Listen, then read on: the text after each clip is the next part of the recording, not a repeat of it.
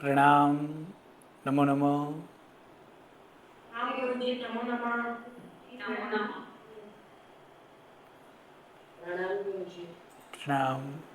नमो नमः। नमो अरिहंताणं, नमो सिद्धाणं, नमो वायरियाणं, नमो उवज्जायाणं, नमो लोये सब्बसाहुणं, ऐसो पंचनमुक्कारो सब्बभावप्रणाशनो, मंगलाणं च सब्देसिं पठमं हवै मंगलम।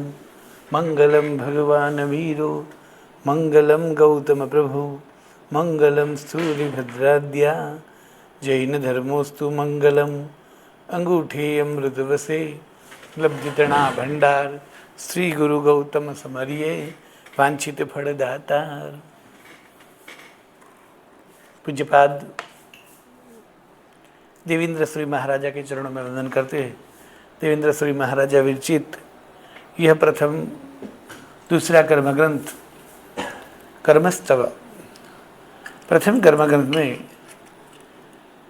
जो 158 प्रकार के कर्म की विचारणा बताई, उसमें सत्ता में 158 कर्म बताए, जबकि उदय और उदीर नाम 122 कर्म की गिनती की है, और बंध में 120 कर्म की गिनती दिखाई गई है। और उसका कारण भी बताया कि यह कारणसर बंध में इतने कर्म, उदय में इतने कर्म, उदीर्णा में इतने कर्म और सत्ता में इतने कर्म गिने जाते हैं। अब दूसरे कर्म ग्रंथ में यही कर्म का बंध, उदय, उदीर्णा एवं सत्ता 14 गुण स्थानक में बताएंगे। तो 14 गुण स्थानक के नाम एवं उसके काल की विचारणा बताई। अब 158 कर्म में से बंध में 120 प्रकृति गिननी है। इस तरह से ज्ञानावर्णीय कर्म के 5 भेद, दर्शनावर्णीय के 9 भेद, वेदनीय के 2 भेद, मोहनीय के 26 भेद, आयुष्य के 4 भेद, नाम कर्म के 67 भेद, उत्तर कर्म के 2 भेद एवं अंतराय कर्म के 5 भेद। और 120 में से कौन से गुण स्थानक में कितने कर्म का बंध है, वो पहले चैप्टर में बताएंगे। तो सबसे पहले कर्म की बंध का जो कारण है वो मिथ्यात्व, अविरति, प्रमाद, कसाय और योग आदि है। तो जैसे जैसे कारण दूर हो जाते हैं, वैसे वैसे आत्मा कर्म के बंधन से मुक्त होता जाता है। अब मूल कर्म की यदि बात करें तो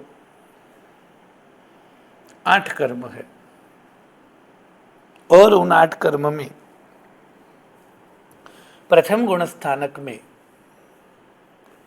7 या 8 कर्म का बंध हो सकता है, क्योंकि जीव आयुष्य कर्म भव में एक बार बांधता है और बाद में पूरे जीवन भर 7 कर्म का बंध होता है। तो जब आयुष्य कर्म बंध है तब जीव 8 कर्म बांधता है, जबकि आयुष्य कर्म का बंध नहीं होता है तब 7 कर्म बांधता है। तो क्या आयुष्य कर्म का बंध कहाँ तक हो सकता है?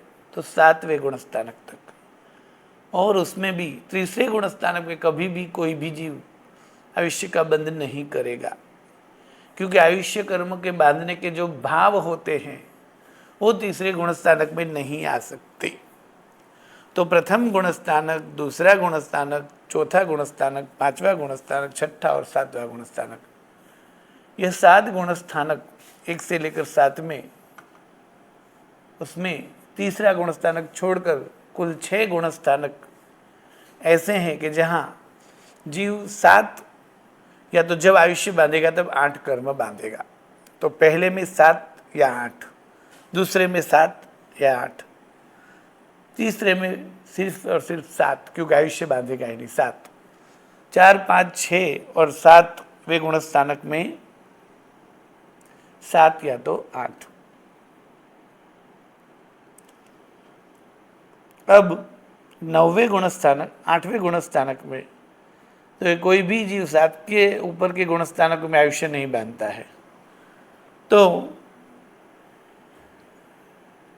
8वें गुण स्थानक में 7, 9वें गुण स्थानक में भी 7, 10वें गुण स्थानक में जो जीव पहुंच जाता है तो वो मोहिनी कर्म नहीं बांधता है, इसलिए 6।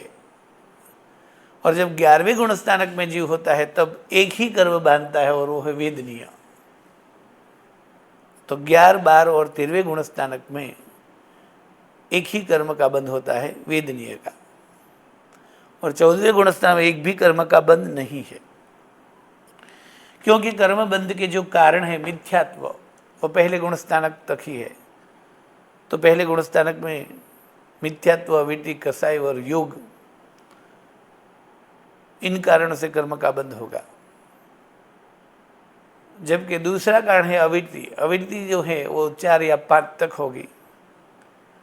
फिर है कसाई, वो 10 तक है। फिर है योग, वो 13 तक है।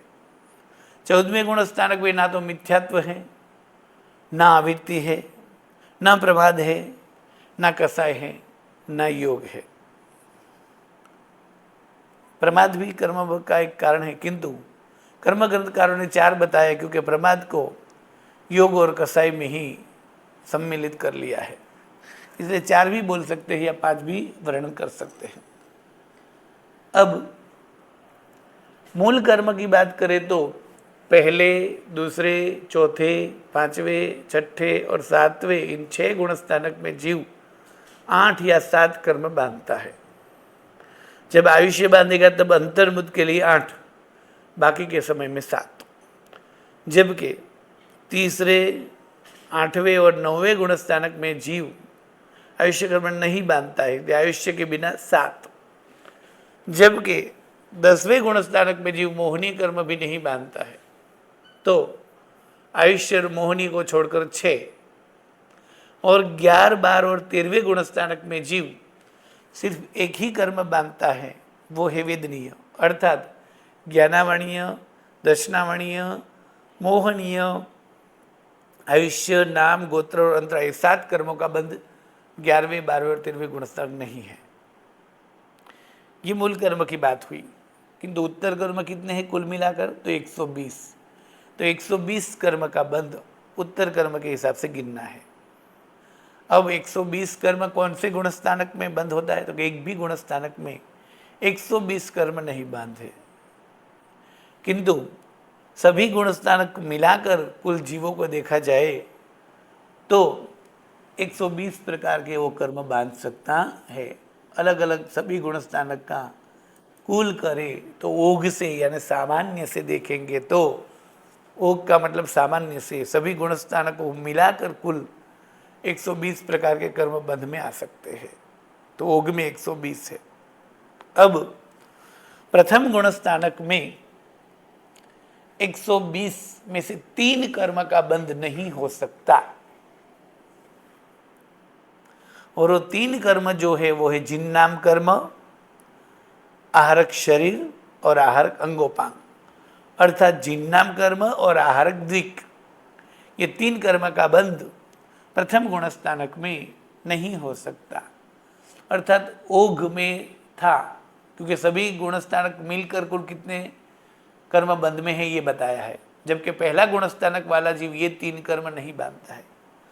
तो प्रथम गुण स्थानक से इसका अबंध है। अबंध का मतलब होगा इस गुण स्थानक में भले ही न बांधे, किंतु आगे के गुण स्थानक में बांध सकते हैं, या तो आगे के गुण स्थानक में वो कर्म बंध में आएगा तो उसे बोलेंगे अबंध। मतलब अभी इसी गुण स्थानक में उसका बंध नहीं है, आगे के गुण स्थानक में बंध होगा, तो इस तरह से जो बंध निकला है उसे अबंध बोला जाएगा। तो जिन्नाम कर्म का बंध कोई भी जीव पहले, दूसरे और तीसरे गुण स्थानक में नहीं बांध सकता, क्योंकि जिन्नाम कर्म वही बांध सकता है जो सम्यक्ति हो। और सम्यक्त्व की शुरुआत होती है चौथे गुणस्थानक से। तो 1 से लेकर 3 गुणस्थानक तक जिन नाम कर्म का अबंध है, क्योंकि जिन नाम कर्म वही बांधेगा जो जीव सम्यक्त्व का मालिक है और सभी जीव करु शासन रसिक की भावना वाला है। और सभी जीव करु शासन रसिक का अर्थ ये है कि मैं सभी जीवों को शासन का रसिक, आत्मा का रसिक, ज्ञान का रसिक बना दूं। यह भावना तभी उठेगी ना जब स्वयं को शासन में रस हो, जबकि मिथ्यात्वी, शास्त्रादनी और मिश्र दृष्टि जो है उसमें प्रभु तत्व पर रुचि नहीं होती। इसलिए रुचि वाला जीव ही, शासन में जिसकी रुचि है वो ही जिन नाम कर्म बांधेगा। तो चौथे गुणस्थानक के जिन नाम कर्म का बंध हो सकता है, उससे पहले नहीं। तो प्रथम गुणस्थानक से उसका अबंध है। पहला, दूसरा और तीसरा गुणस्थानक जो है वो जिन नाम का अबंध वाला गुणस्थानक है। उसी भांति आहारक द्विक अर्थात आहारक शरीर और आहारक अंगोपांग, ये 2 कर्म जो है, ये 2 कर्म भी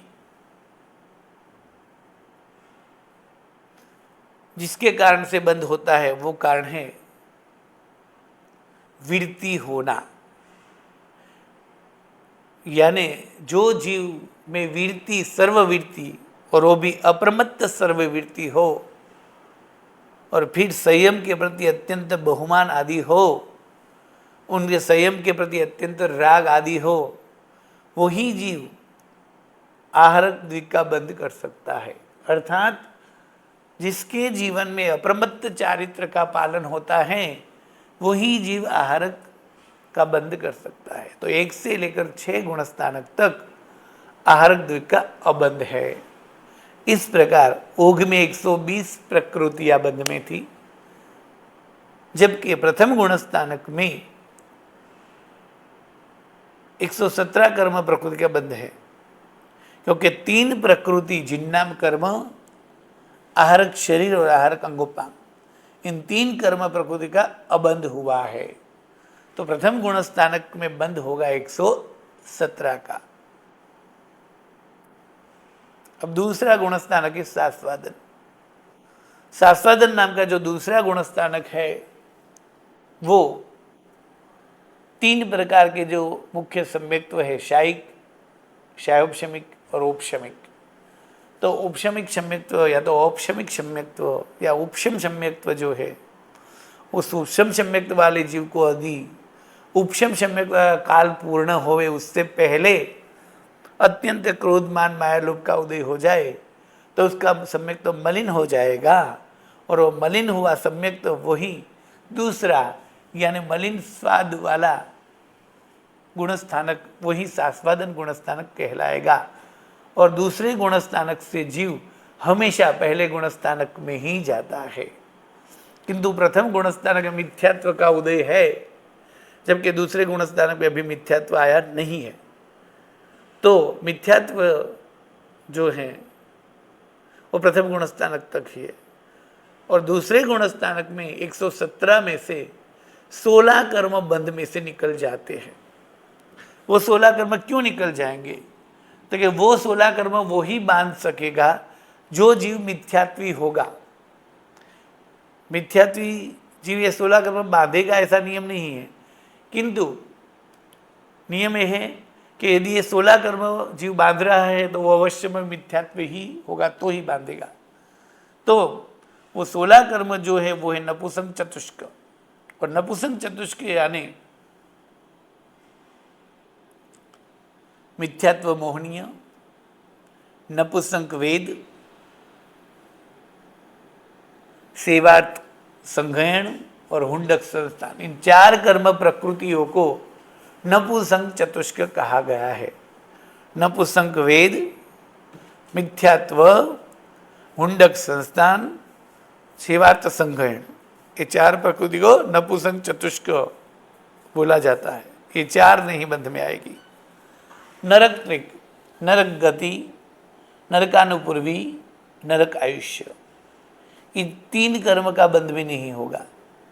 जाति चतुष्क, एक इंद्रिय जाति, बेइंद्रिय जाति, तेइंद्रिय जाति एवं चौरिंद्रिय जाति का बंध भी नहीं होगा। स्थावर चतुष्क, स्थावर, सूक्ष्म, साधारण, अपर्याप्त, इसका बंध भी नहीं होगा एवं आतप का बंध भी नहीं होगा।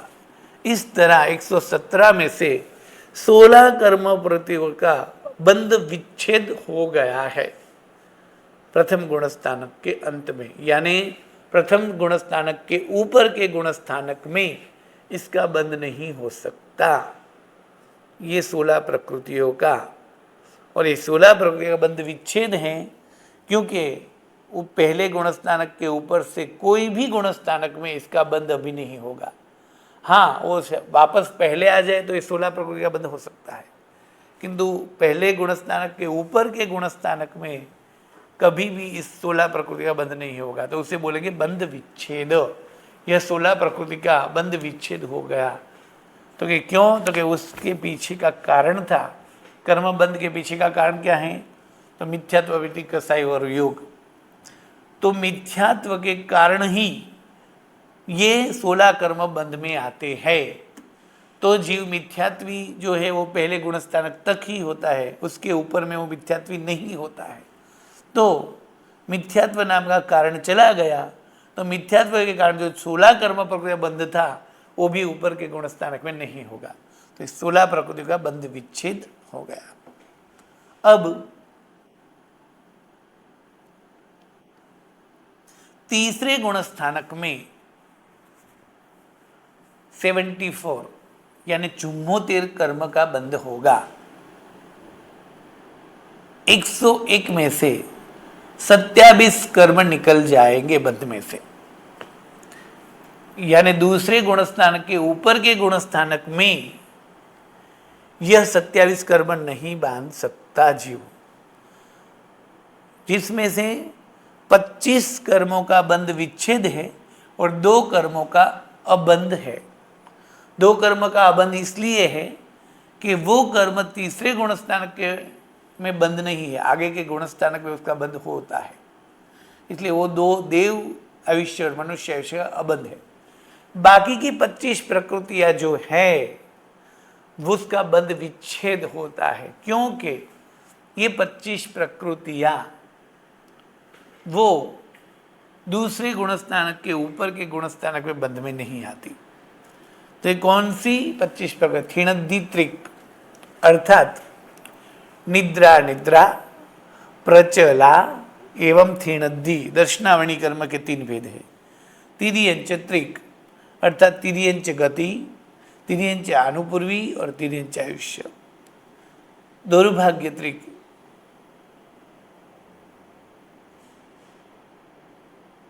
दुर्भाग्य त्रिक, अनंतानुबंधी 4, मध्य के 4 संघयन, मध्य के 4 संस्थान, स्त्री वेद, अशुभ विहायोगति, उद्योत और नीच गोत्र।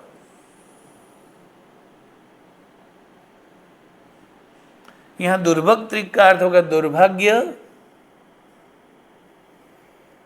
अनादेय और दुस्वर। दुर्भग, अनादेय और दुस्वर, इन 3 को बोलेंगे दुर्भाग्य त्रिक। अनंतानुबंधी चतुष्क यानी अनंतानुबंधी क्रोध, मान, माया एवं लोभ। मध्य के 4 संगण यानी दूसरा, तीसरा, चौथा और 5वां संगण, क्योंकि छठा संगण तो पहले गुणस्थानक के अंत में ही विच्छेद हो गया, और मध्य के 4 संस्थान का अर्थ भी होगा दूसरा, तीसरा, चौथा और 5वां संस्थान, क्योंकि छठा संस्थान का विच्छेद तो पहले से ही हो गया है। तो पहला संगण और पहला संस्थान छोड़कर बीच के 4 संगण और 4 संस्थान एवं स्त्रीवेद, अशुभ व्यायोगति, उद्योत और नीच गोत्र, ये 25 प्रकृति का बंध विच्छेद होता है और 2 प्रकृतियों का अबंध होता है। कुल 27 प्रकृतियां बंध में से निकलती है। तो 101 माइनस 27 बराबर हो जाएगी 74। अब ये 25 प्रकृतियां बंध में से क्यों निकल गई? तो कि ये जो प्रकृतियां है वो 25 प्रकृतियां तो ही बंध में होती है यदि वो जीव कसाय वाला हो। और कौन से कसाय वाला? अनंतानुबंधी कसाय वाला। अर्थात जिस जीव में तीव्र क्रोध मान माया लोभ हो वो, अर्थात अनंतानुबंधी क्रोध मान माया लोभ हो वो। तो प्रथम गुणस्थानक में तो अनंतानुबंधी क्रोध माया माया लोभ होता ही है, और दूसरे गुणस्थानक में भी जीव तभी आता है यदि सम्यक्त्व के काल में भी उसे तीव्र क्रोधमान माया लोभ हो जाए। तो इन दोनों गुणस्थानक तक अनंतानुबंधी का उदय है। इसीलिए अनंतानुबंधी के कारण जो बंध है वो 2 तक ही होगा, क्योंकि अनंतानुबंधी कसाय के उदय वाला जीव पहले या दूसरे गुणस्थानक तक ही है। तो ये 25 प्रकृति का बंध अनंतानुबंधी कसाय के उदय के कारण होता है। तो वो अनंतानुबंधी क्रोध मान माया लोभ जिसमें से निकल गया वो जीव ये 25 प्रकृति नहीं बांधेगा। तो ये 25 प्रकृति का बंध विच्छेद हुआ। एवं पहले ही बताया उस तरह तीसरे गुणस्थान में किसी भी जीव को कोई भी आयुष्य का बंध करने वाला भाव नहीं होता। नरक आयुष्य तो पहले के अंत में ही निकल गया, जबकि तिर्यंच आयुष्य दूसरे के अंत में बंध विच्छेद हो गया। अब बाकी के 2 आयुष्य देव आयुष्य तो 7 गुणस्थानक तक बंध में है, मनुष्य आयुष्य वो 4 गुणस्थानक तक ही है। किंतु तीसरे गुणस्थान में कोई भी आयुष्य के बंध के भाव ही नहीं आते। इसलिए 2 आयुष्य मनुष्य आयुष्य जो चौथे गुणस्थानक में बंध में आएगा, और देव आयुष्य जो चौथे से लेकर 7वें तक बंध में होता है, वो 2 आयुष्य का अभी अबंध तीसरे गुणस्थानक में अबंध कहा जाएगा। तो इस तरह 27 प्रकृतियां कम हुई। अब चौथे गुणस्थानक में यदि जीव है तो वो जीव सम्यक दृष्टि है, किंतु वृत्ति वाला नहीं है, अभी अविरति है, किंतु सम्यक दृष्टि है। अब सम्यक दृष्टि है तो जिन्नाम कर्म का बंध यहाँ से जीव को हो सकता है। सभी को होगा ही नियम ऐसा नहीं है, किंतु जिसको भी होगा उसको चौथे से हो सकता है। तो जिन्नाम कर्म का जो पहले अबंध हुआ था प्रथम गुणस्थानक में, वो यहाँ से शुरू होगा। तो एक ऐड हुई जिन्नाम कर्म का बंध। एवं देव आयुष्य और मनुष्य आयुष्य का तीसरे गुणस्थानक में जो अबंध था वो चौथा गुणस्थानक वाला यदि देव या नरक है तो वो मनुष्य आयुष्य बांध सकता है। एवं मनुष्य और तिर्यंच यदि है तो वो देव आयुष्य बांध सकता है। तो देव आयुष्य का बंध, मनुष्य आयुष्य का बंध एवं जिन्नाम कर्म का बंध, ये तीनों का बंध चौथे गुणस्थानक से होगा।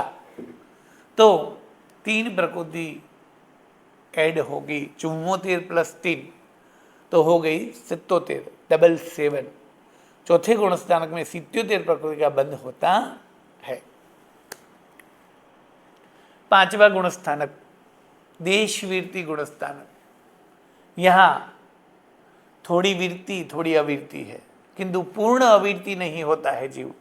अर्थात वो श्रावक श्राविका या तो तिर्यंच के हिसाब से देखें तो देशवीरति तिर्यंच होता है, वही 5वें गुणस्थानक में आएगा। तो 5वें गुणस्थानक में जब जीव आएगा तब वो जीव देशवीरति यानी श्रावक श्राविका आदि या तो देशवीरति तिर्यंच कहलाएगा। यानी वो पूर्ण अवीरति नहीं होगा, किंचित वीरति वाला होगा। और जो जीव वीरति वाला होगा वो जीव 10 कर्म का बंध नहीं करेगा।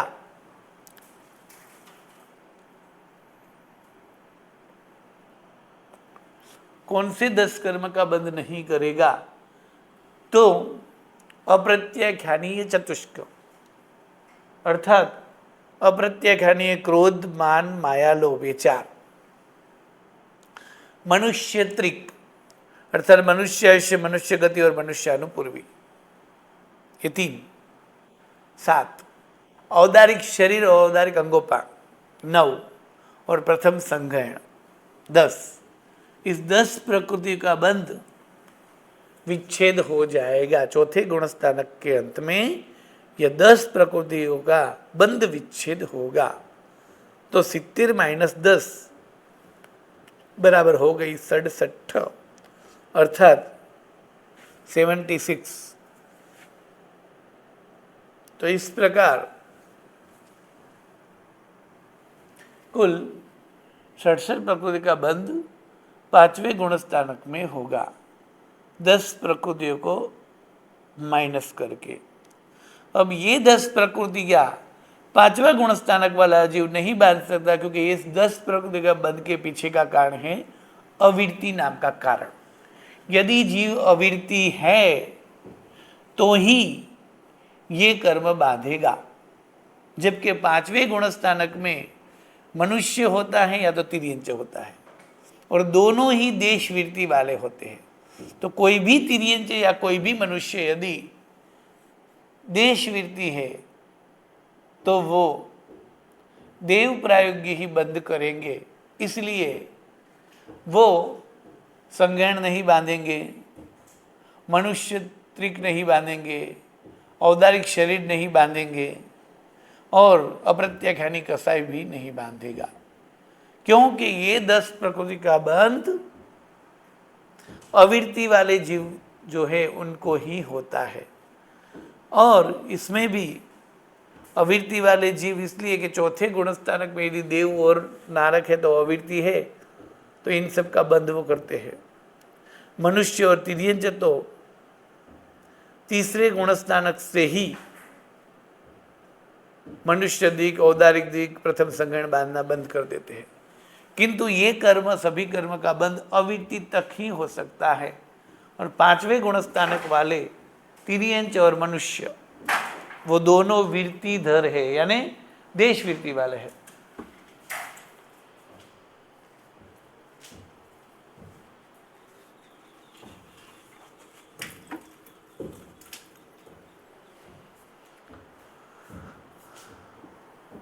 अब छठे गुणस्थानक में, तो कि छठे गुणस्थानक में सिर्फ मनुष्य ही होता है, और वो भी साधु, यानी छठा गुणस्थानक का नाम है सर्ववृत्ति। छठे गुणस्थानक में जीव 67 में से 4 कर्म का बंध विच्छेद करके 63 कर्म ही बांध सकता है। अर्थात छठे गुणस्थानक में 63 कर्म का बंध होता है, क्योंकि प्रत्याख्यानीय कसाई यानी प्रत्याख्यानी क्रोध, मान, माया, लोभ, ये कसाई का उदय यदि है तो जीव सर्ववृत्ति ग्रहण नहीं कर सकता है। और सर्ववृत्ति जो ग्रहण करता है उसको प्रत्याख्यानी क्रोध, मान, माया, लोभ का उदय नहीं होता है। तो छठे गुणस्थानक वाले जीव जो है ये 4 कर्म नहीं बांधेंगे, क्योंकि ये 4 कर्म तभी बंध में होते हैं यदि उसका उदय हो। जैसे अनंतानुबंधी का बंध तभी होगा अनंतानुबंधी का उदय हो, यानी अनंतानुबंधी का बंध जो है 2 तक ही है, क्योंकि अनंतानुबंधी का उदय 2 तक है। अप्रत्याख्यानी कसाई का बंध 4 तक ही होगा, क्योंकि उसका उदय जब तक है तब तक। इस तरह प्रत्याख्यानी कसाई का उदय 5 तक ही होगा, क्योंकि प्रत्याख्यानी कसाई जो है उसके बंध के पीछे का कारण है प्रत्याख्यानी कसाई का उदय। तो उसका उदय 5 तक है, इसलिए बंध भी 5 तक ही है। क्योंकि प्रथम गुणस्थानक में जो आया था कि कौन सा कसाई कौन से कारण से बांधता है, तो दुविहम्पी चरण मोहा कसाई हासाई विषय विवसमणो, यानी 16 कसाई जो हैं उसका बंध 16 कसाई के उदय से ही होता है। अर्थात यदि अनंतानुबंधी का उदय है तो अनंतानुबंधी का बंध होगा, यदि अप्रत्याख्यानी का उदय है तो ही बंध होगा। इस तरह प्रत्याख्यानी का उदय है तो ही प्रत्याख्यानी का बंध होगा।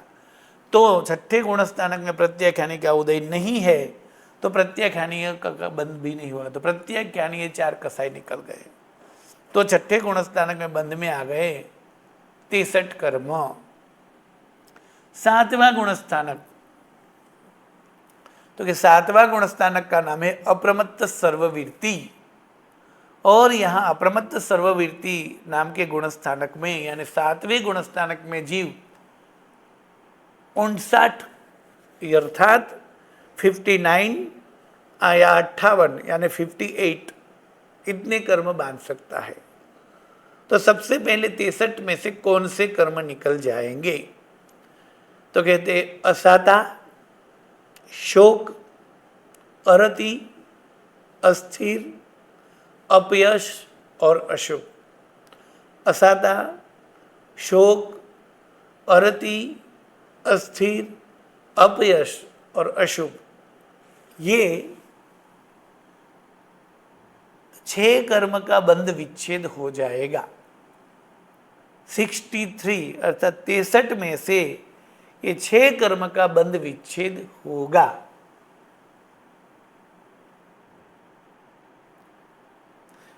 क्यों इन 6 कर्मों का बंध विच्छेद हो जाएगा? तो कि ये 6 कर्म वही जीव बांधेगा जो प्रमादी होगा, और प्रमाद छठे गुणस्थानक तक ही है। 7वां गुणस्थानक वाला जीव अप्रमत्त होता है, और उपशम श्रेणी और सपक श्रेणी वाला जीव भी अप्रमत्त होता है। यानी प्रमाद यानी निद्रा, विकथा आदि करना, ये सब। तो प्रमाद जो है वो प्रमाद 6 तक ही है। 7वें में जीव अप्रमत्त वृत्ति में आ जाता है। तो 7वां गुणस्थानक वाला जीव प्रमाद नाम का कारण इसमें नहीं है। तो प्रमाद के कारण जो असाता, शोक, अरति, अस्थिर, अपयश और अशुभ का बंध होता था वो अब नहीं होगा। तो 63 में से 6 कर्म निकल जाएंगे। यदि 63 में से 6 कर्म बात करेंगे तो 57 कर्म का बंध होगा, किंतु यहाँ तो 59 दिखाई दिए है। तो कि हाँ 57 हुए, किंतु यहाँ 2 कर्म ऐड हो जाएंगे। कौन सा? आहारक द्विक, जो प्रथम गुणस्थानक में अबंध हुआ था वो आहारक शरीर और आहारकोपांग ये दोनों कर्मों अप्रमत्त चारित्र वाले जीव बांध सकते हैं। यानी 63 में से असाता, शोक, अरति, अस्थिर, अपयश, अशुभ ये 6 कर्म जो प्रमाद के कारण बांधते थे वो निकल गए, और अप्रमत्तता के कारण जो बंध में आ सकते हैं ऐसे 2 कर्म आ गए। तो 63 - 6 57 प्लस 2 यानी 59 कर्म का बंध होगा। तो 7वें गुणस्थानक में 59 कर्म का बंध हो सकता है, या तो 58 कर्म का भी। तो 58 कर्म का बंध क्यों? देव आयुष्य का भी बंध यदि नहीं होगा तो 58 का भी होगा। तो यहाँ 59 और 58 क्यों बताया? तो कि ज़्यादा से ज़्यादा 59 है, किंतु जिसने देवायुष्य जो हैं वो यदि 7वें गुणस्थान नहीं बांध रहा है तो 8 तो 58 होगा, 6 की जगह 7 निकल जाएंगे। तो कि ऐसा 2 संख्या क्यों बताई? तो कि इसलिए कि प्रथम गुणस्थानक में आयुष्य बांधना शुरू और पूर्ण भी कर सकता है, दूसरे गुणस्थानक में भी आयुष्य बांधना शुरू कर सकता है, तीसरे गुणस्थानक में तो आयुष्य बांधना है ही नहीं, चौथे, 5वें और 6ठे गुणस्थानक में भी आयुष्य का बंध शुरू होता है और पूर्ण भी होता है।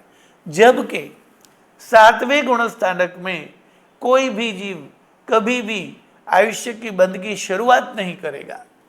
यदि उसने 6ठे गुणस्थानक में आयुष्य बांधना शुरू किया है और फिर वो तुरंत ही 7वें में आ जाएगा तो आयुष्य बांधते बांधते अंतर्मुक्त तो लगता ही है। मतलब कि आयुष्य सतत अंतर्मुक्त तक बांधते हैं जीव।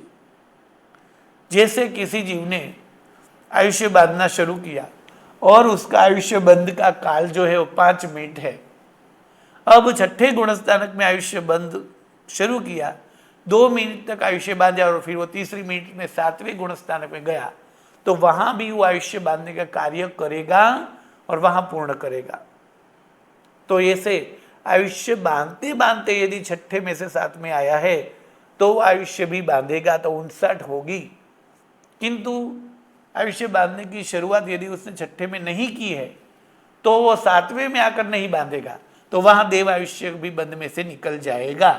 अर्थात असाता, शोक, अरति, अस्थिर, अपयश और अशुभ, ऐसे 6 निकाल कर 2 ऐड करेंगे तो 59 होगा, और 6 प्लस आयुष्य का बंध भी विच्छेद हो जाएगा, तो 7 निकाल कर 2 ऐड करेंगे तो हो जाएंगे 58।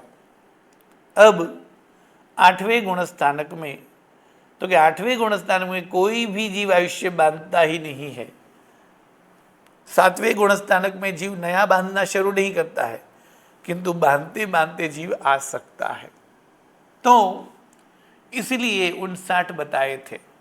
यदि बांधते बांधते आया है तो 6 ही निकालेंगे, और आयुष्य बांध के आया है या तो नहीं बांध रहा है तो वो 7वें में आकर नहीं बांधेगा, तो 7वें में 58 होगा। अब 8वें गुणस्थानक में तो कोई भी जीव आयुष्य बांधता भी नहीं है, या तो बांधते बांधते भी नहीं ऊपर आता है, तो मतलब कि आयुष्य नहीं बंध में होगा, तो 58 ही बंद होगा।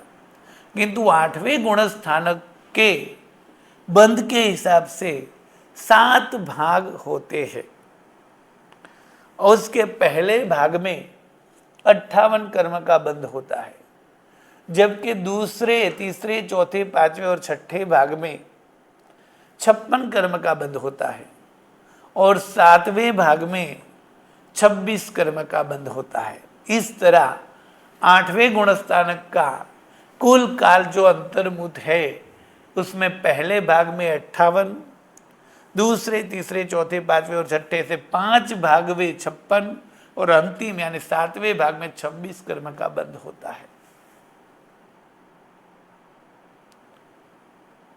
अब यदि अलग अलग 6 भाग बनाए हैं तो 6 प्रकार की संख्या होनी चाहिए, या तो अलग अलग प्रकार 3 ही प्रकार की संख्या है तो 3 ही भाग बता दे, 58, 56 और 26।